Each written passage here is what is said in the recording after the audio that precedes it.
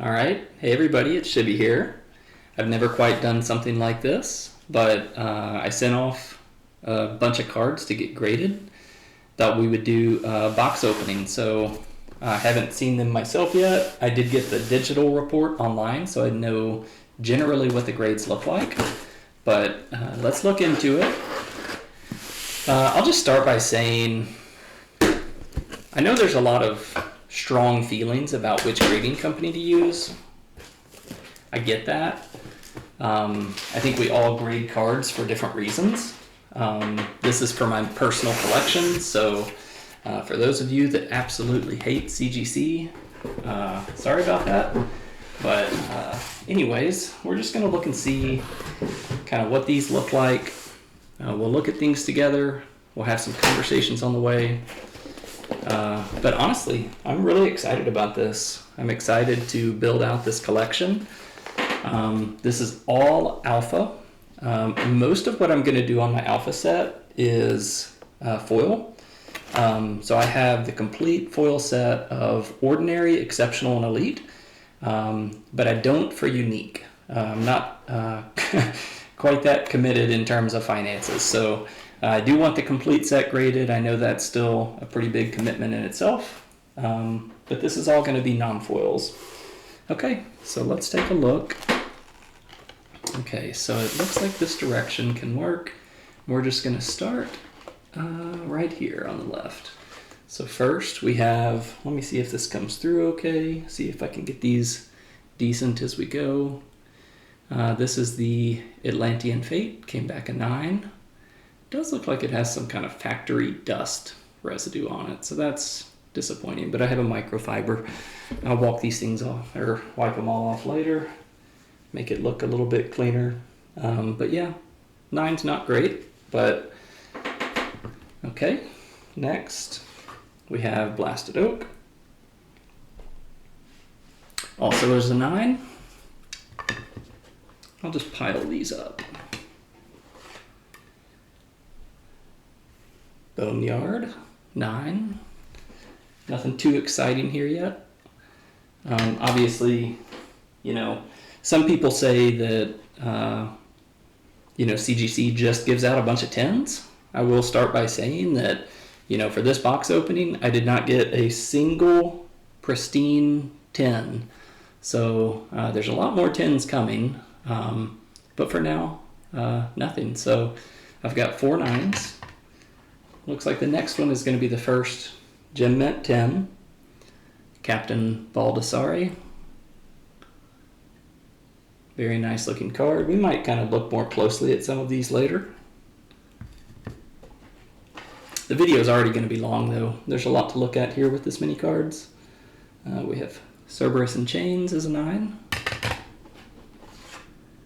Here's a fun one. Cloud City. Happy to see that come in as a 10. This is our first sub 9. We got the Crown of the Victor at 8.5. Scoot these over.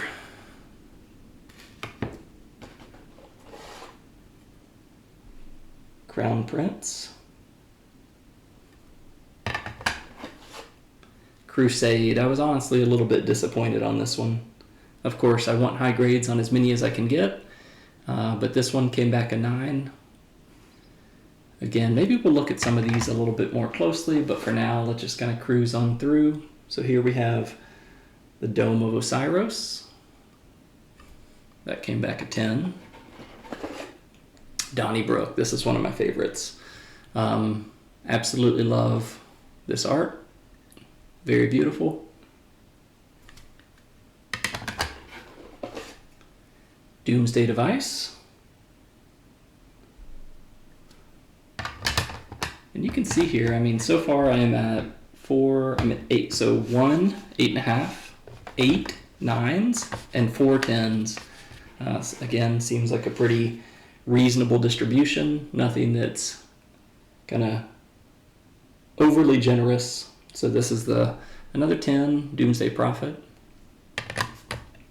And as we think about kind of comparing these to other grading companies, I think that's where a lot of the emotion comes in. I think we have to remember that CGC has two different grades of 10.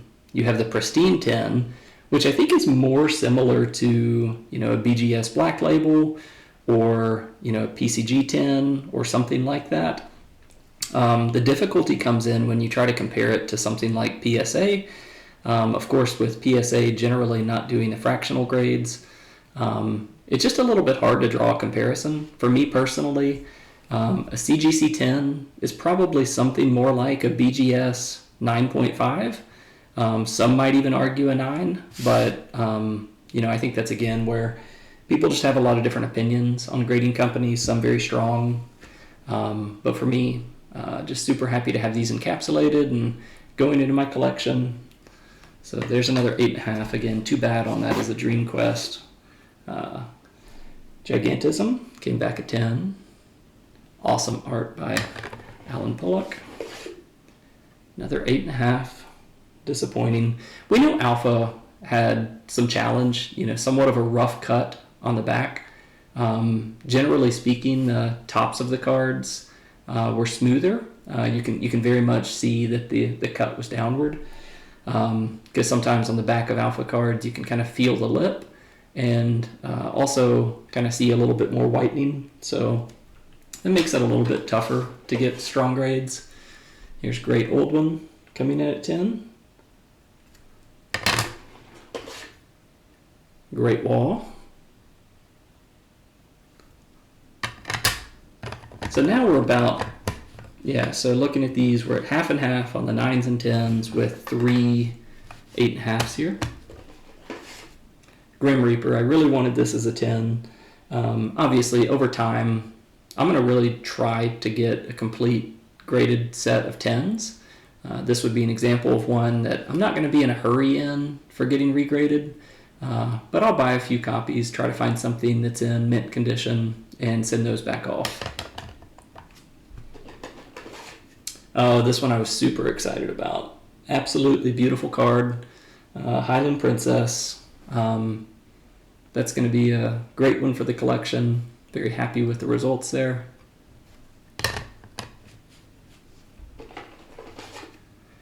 Immolation, 8.5. Jihad as a 10. This is another one that I was very excited to get. Obviously I want the Crusade and the Jihad to both be at 10, so I'll prioritize that, but maybe we can look at this one a little bit more. I don't know if the camera quality is going to be quite there to really be critical of what we're looking at, but when I look at it, it really is a beautiful card. Centering looks really, really good. That top text box, honestly, is a little bit misaligned from the bottom even, so it's a little bit difficult sometimes to know what is a true 10 on centering. Here's King of the Realm. Yeah, for those of you that have hung around this long already, thanks for your patience. We're just kind of checking things out. And again, if this isn't for you, that's okay. There's definitely a lull in Sorcery right now. There's not a whole lot going on. That has a lot of people worked up. A lot of disappointment on the communications from Eric's Curiosa. I think many of those warranted. But what I would hope is that the community can continue to stay somewhat optimistic in this downtime. The art on this game is still incredible. The gameplay is still a blast. I do wish I had more people to play with. I say that often in Discord. I live in Northwest Arkansas, and the community here is basically non-existent.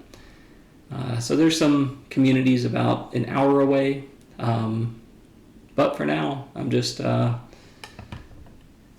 to play with some buddies. I would love to have more time to commit to growing the community, but you know how it is, life gets busy.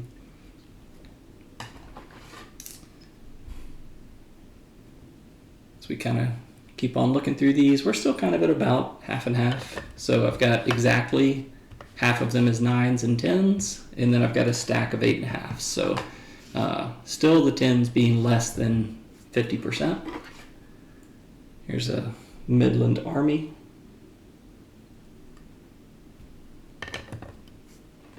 I would love to hear, oh, let's see on this one though, Mirror Realm, again, obviously one of the bigger hits of the set. Really, really, really happy to get this one in a 10. With this being one of the more expensive cards in the set, I don't want to have to, keep submitting more that I believe to be gradable. So this is a nice one to get.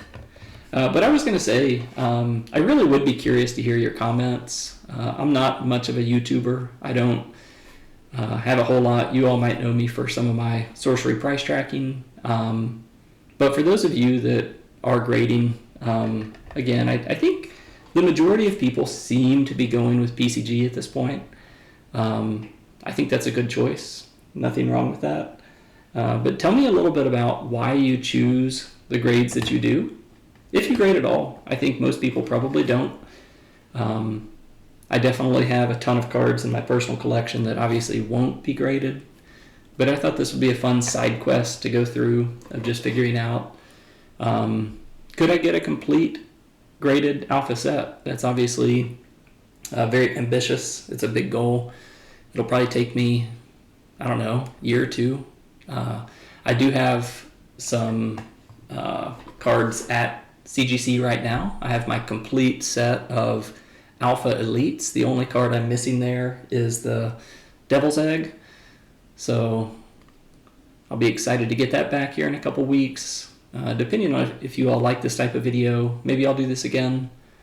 But yeah, Pathfinder is a 10. That's also really, really cool. Super happy about that. I'll pull these a little bit closer so we can get them in frame.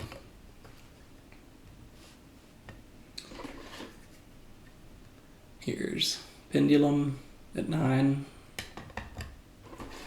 I'll speed it up a little bit. Hopefully you're already watching this video at time and a half. I know I tend to do that as I'm watching content creators. This will be a little bit longer video, but Pillars at 10, very cool. Plague of Frogs, oh my gosh, the community's passion towards wolves versus frogs. I love it. Dan the Frogman is obviously just a awesome part of the community. Too Fluent being Team Wolf, and of course lots of other people. Here's Narcotic Manuscripts at 10. Pristine Paradise. Queen of Midland. What we're going to see here in a little bit, this is a bad example, so bad time to bring it up. But when I do look at the data, I have found that the Atlas cards actually grade quite a bit better than the spellbook. I don't know if that's like the left-right centering or maybe something about the cut. I'm not sure. But generally speaking, I found that the Atlas cards tend to get higher grades. So here's Roots at a 10. 7 League Boots. So here in a little bit, I'll be posting a want to buy thread for some alpha cards. I'll be looking for, mint, near mint copies, seeing if people want to help me kind of get this set completed. So for those of you that bought a bunch of alpha, keep an eye out for my post. I would love to buy some. I probably won't post that until about a week or so. We're going to go on a family vacation, and I don't want a bunch of cards getting in the mail while we're gone. So that'll come out soon. Here we go, more frogs. Tadpole Pool. Okay, and then the last one for this box. Oh, that's an awesome finale. Color Out of Space. Just an absolutely beautiful card here. So you can't see the camera stack quite as clearly, but at this point the 10s have 3 more than the 9s, and then we've got this big stack of 8.5s here. These of course are disappointing, but I really didn't overanalyze these cards. I had a set of alphas that were very available. I of course gave them a good once over and made sure I didn't see anything too obvious. But in this first pass, I was really more focused just on getting one of each graded. For the ones that I resubmit, I'll be a little bit more careful, higher scrutiny, making sure that I'm really cautious on trying to get the 10s. So this box doesn't have a whole lot left, so we're getting close to the end here. Good start on the Geistwood coming in at 10.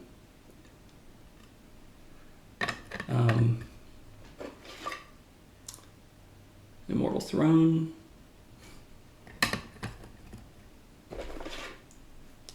Twist of Fate. So to turn it back to the conversation though, not as much to talk about. Some people say that, one set per year is just not enough. I used to be on team one set per year. As I have felt that in practice, I'm realizing that's a really long wait. I think there's a lot of us that got really burned out by the constant engine of new releases with Magic. So the idea of one set per year was really, really appealing. But now that Arthurian Legends has been out, let's see, what would that be? About 6 months now. I'm realizing, man, we really need new cards, new things to play, new things to talk about. Again, like I'm not advocating for a ton of new release. I'm just saying that, again, I've changed my own personal attitude a little bit. I used to say very adamantly that one set per year was good. I think now a lot of the community is saying, 2 sets per year, or a big set and a small set or something like that would be good. So hopefully Eric's Curiosa hears that type of feedback, tries to accelerate it. They are a small team. I think in some ways we have to extend a little bit of grace towards them, but at the same time, I think it's fair for us to have a little bit higher expectations. They get to do what they do. That's definitely up to them. But, there's a lot of people in this community that are super passionate about the game and just really want to hold them to a high standard, because we all want to see this game succeed so much. So there's Eric's Curiosa as a 10, super happy. This one I'll actually probably be selling. I'll figure out the timing of that, but this is actually my second one of these, so we'll see. That one might come to market, or I might hang on to it. Here's some avatars now. Avatar of Air. Again, I might sell this one. This one's a 9. Avatar of Earth as a 9. And lastly, what a terrible finish. Like, I don't know what happened here. This is the only card that came back really bad. Came back a 7. So I'll look at this one more closely afterwards. I mean, even looking at it right now, I don't see what would cause this to be a 7, but afterwards I'll look at it a little bit more closely. I'll just step away. I have this whole set over here. I've posted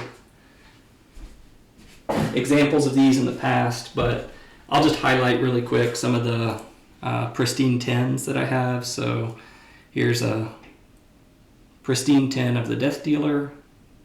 Obviously, I love that. Occult Ritual and Amethyst Core. I've got most of the other kind of Power 9, or I'm sorry, I guess Alchemy 9 in 10s.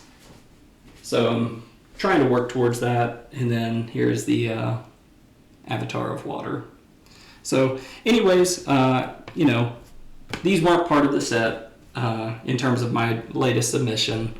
But what you see here was 62 cards. I'll post some stats on it. If I'm not mistaken, it was something like 45% were 10s. And then, the rest being the 9s and the 8.5s and then the 1/7. So anyways, thanks for hanging out. I hope you like this video. I hope you also enjoy the Sorcery price tracker. Haven't talked about that much lately. But thanks to those of you that support that initiative. I think it's super helpful just to be able to have that trend over time. But anyways, thank you all for the time. Hope you have a really great weekend, And leave me your comments. Let me know what you're thinking. Take care.